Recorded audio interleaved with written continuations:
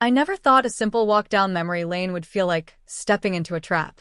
I was sipping my vanilla latte, the early morning sunlight streaming through my apartment window, when I noticed it.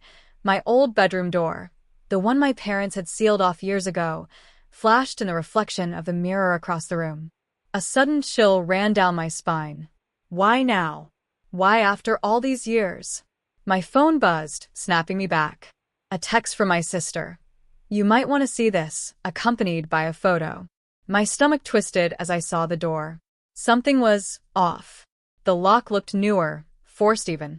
The memory of my teenage self, angry, frustrated, trapped, flooded back. Back then, my room wasn't just a room.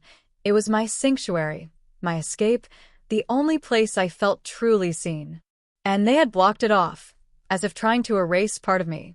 I ran my fingers over the silk of my blouse, gripping the cup tighter than I realized. My apartment, tidy and modern, suddenly felt smaller, heavier. The walls seemed to whisper secrets I hadn't been ready to hear. Heart hammering, I circled the blocked door. Dust motes floated in the golden sunlight, but it didn't feel peaceful. It felt like a challenge. Somewhere between disbelief and curiosity, anger simmered. I wanted answers. I needed to know what had been hidden from me all these years. And in that moment, I realized I wasn't just about to open a door. I was about to uncover a secret that could change every I remember the day it all started, like a photograph burned into my mind. I was 16, sprawled on the floor of that very bedroom, textbooks scattered around me, headphones blaring the latest pop songs. I thought I had a world inside those walls, a world where I could dream, laugh, cry, and just be. But the knock on the door changed everything. "Emily, you need to clean this up. And don't stay on your phone all day," my mother barked. The sharpness in her voice always made my stomach twist. My father leaned against the doorframe, arms crossed, eyes narrowed. I tried to explain, tried to argue, but it always ended the same way.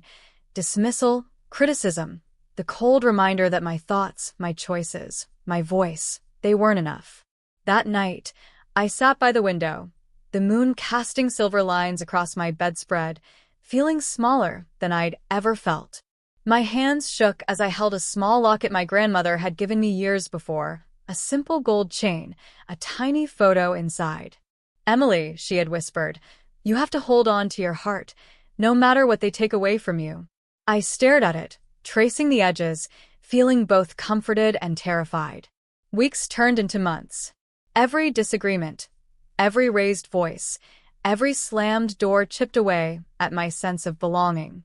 I remember trying to confide in friends, only to find they couldn't truly understand the suffocating weight of being trapped in a house that felt like a cage.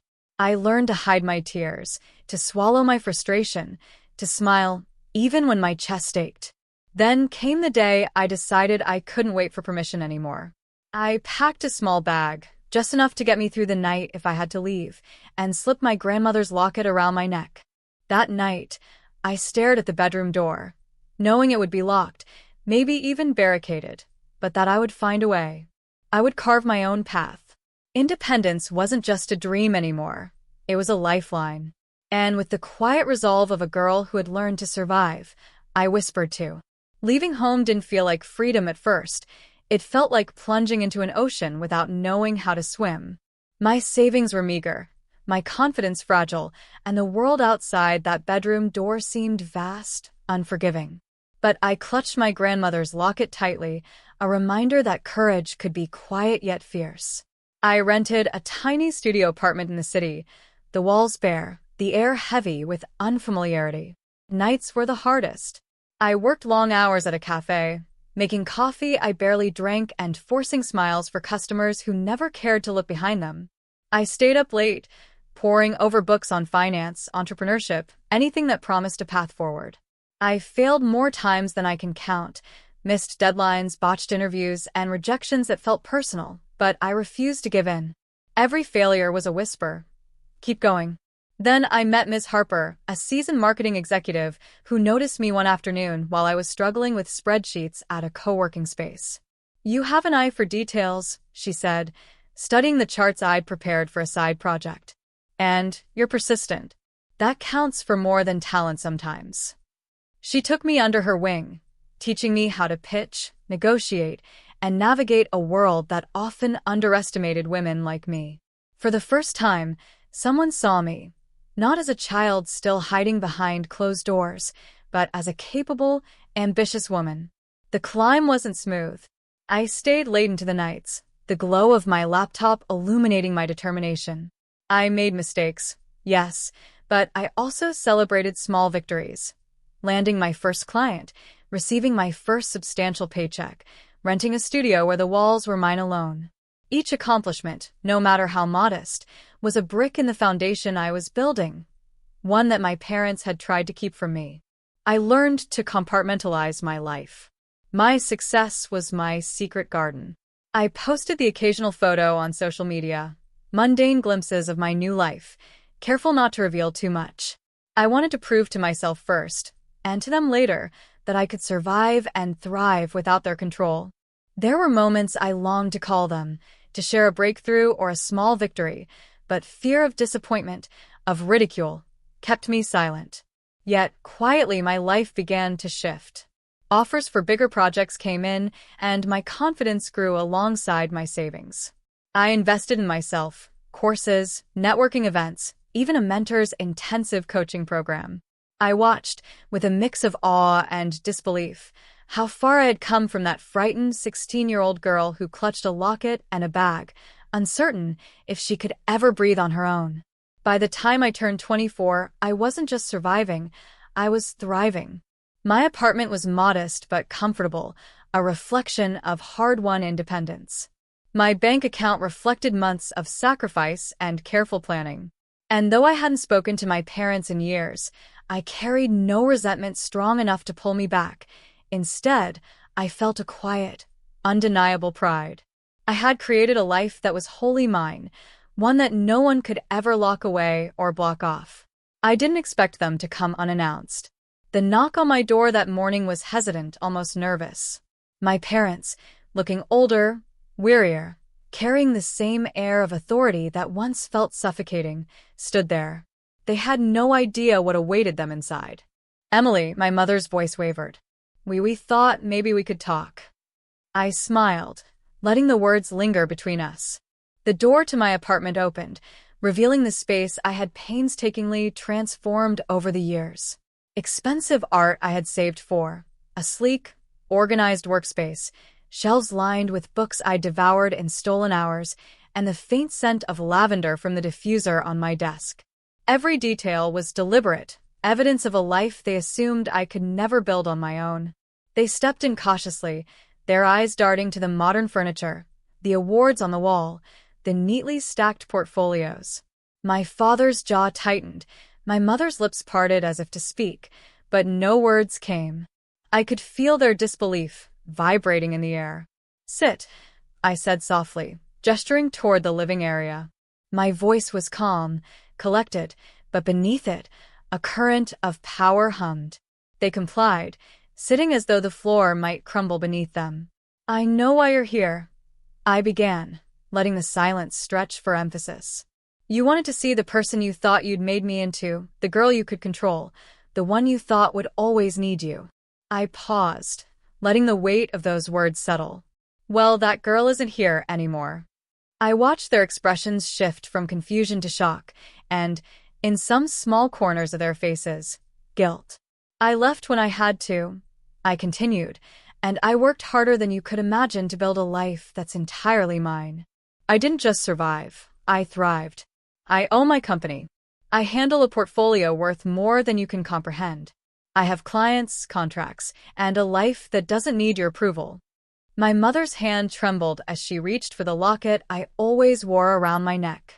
My father's eyes widened, staring at the laptop displaying my recent projects, the neat ledgers, the personalized stationery I had designed myself. Their silence was deafening. "I called you here," I said, letting the words sink in, "because I wanted you to see it for yourselves. Not through stories, not through social media carefully curated. This is me, fully, unapologetically. And this is what I've been hiding from you all these years, that I didn't need permission to become everything I was meant to be." They finally spoke, voices low, almost whispers of disbelief. We didn't know, my father said, the weight of regret in each syllable. My mother's eyes shimmered with unshed tears, and I realized that for the first time in years, they understood the depth of their own mistakes. I leaned back in my chair, the locket catching the sunlight streaming through the window. It had been my talisman, my reminder that courage could survive even the strictest walls. And now, as they sat before me, humbled and silent, I felt a surge of something I hadn't allowed myself in years. Vindication, yes, but also a quiet, resolute compassion. I had won, not by revenge, but by building a life so complete, so undeniable, that no words could erase it. The room remained silent for a long moment. And then, finally, I smiled, a full, confident smile that carried the weight of every struggle, every late night, every moment I had fought to claim myself. I had opened the door not just to my apartment, but to a new chapter, one where I was no longer the child trapped behind locked doors. The room was heavy with silence, but now it carried a different weight, one I controlled. My parents were no longer the arbiters of my life. They were visitors in a world I had built from the ground up. I leaned back, letting them take in every detail, savoring the subtle shift in power. "I'm willing to let you be part of my life again," I said carefully, my voice calm but unwavering. "But things will not go back to the way they were. If we're going to move forward, it has to be different. You need to understand that respect, honesty, and change are non-negotiable." My father swallowed hard. "Change, we can do that," he muttered. My mother's eyes darted toward me, searching, cautious, but hopeful. "These are the conditions," I continued, "and they aren't suggestions, they're requirements for rebuilding our relationship." I paused, making sure each word landed. "First," I said, "therapy. Not because you're broken, but because you need to understand the ways you controlled me, the ways your actions shaped my fear, and how to prevent repeating the same patterns." My father's eyes flickered to the locket, a reminder of years I had spent silently absorbing lessons they'd never taught me. "Second, honesty. No more secrets, no more manipulations, and no more assumptions about my life.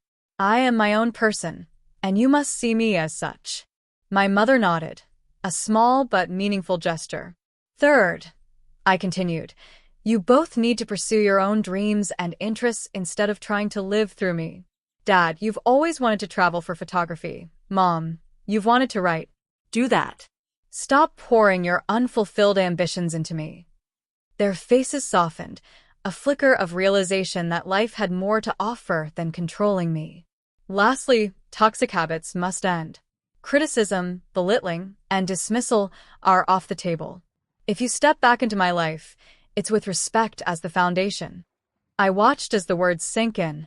For the first time, they truly understood that the person they were facing was not a frightened girl who needed protection.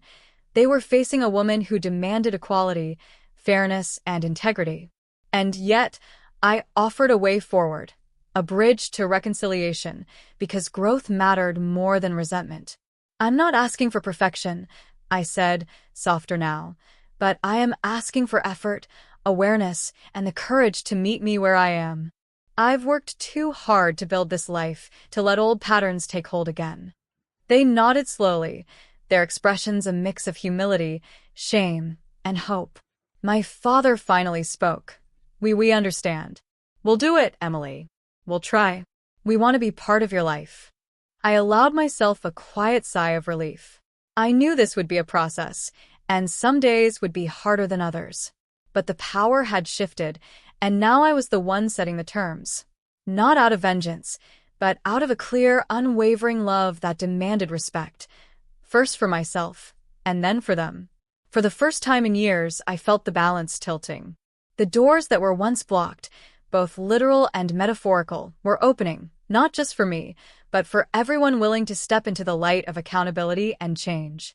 Months passed, and slowly, change began to take root. My parents showed up for therapy sessions, albeit awkwardly at first, learning to confront the patterns they had once ignored.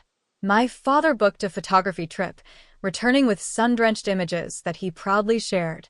My mother enrolled in a creative writing class, finally putting pen to paper without expectation or judgment. I watched them grow with a cautious optimism, feeling a sense of fulfillment I had never anticipated. I wasn't just reclaiming my life. I was watching the people who had once confined me reclaim theirs, too. And in that process, I realized how far I had come, not just in material success, but in emotional resilience. One quiet evening, I sat in my apartment, the city lights flickering through the floor-to-ceiling windows. I held the locket my grandmother had given me, now warm against my chest. It had been my talisman, my reminder to never surrender my heart, my courage, my autonomy. I traced its edges and whispered a quiet thanks, acknowledging the journey I had endured and the woman I had become. There was no dramatic reconciliation, no sudden bursts of gratitude or tears. Instead, there was a rhythm, a balance, a mutual understanding built on the foundations of accountability, respect, and patience. The blocked door of my childhood bedroom no longer haunted me. It had become a symbol of what I had survived and the boundaries I had learned to enforce. I realized that power didn't always mean control. Sometimes it meant holding space for yourself, for growth, and even for others to rise alongside you, if they were willing. The world outside my apartment remained busy, chaotic, and unyielding, but inside, I had created clarity, confidence, and peace. I smiled, a quiet, knowing smile, as I hung the locket around my neck. I didn't need permission to exist fully, to thrive, to forgive, or to protect my heart. I had opened doors, both literal and metaphorical, and stepped into a life of my own making. And in that moment, I understood what my grandmother had always meant. Strength isn't just surviving. It's living fully, unapologetically, and with grace. I whispered to myself, as if the city could hear, I am no longer the girl behind the locked door. I am the woman who built the house.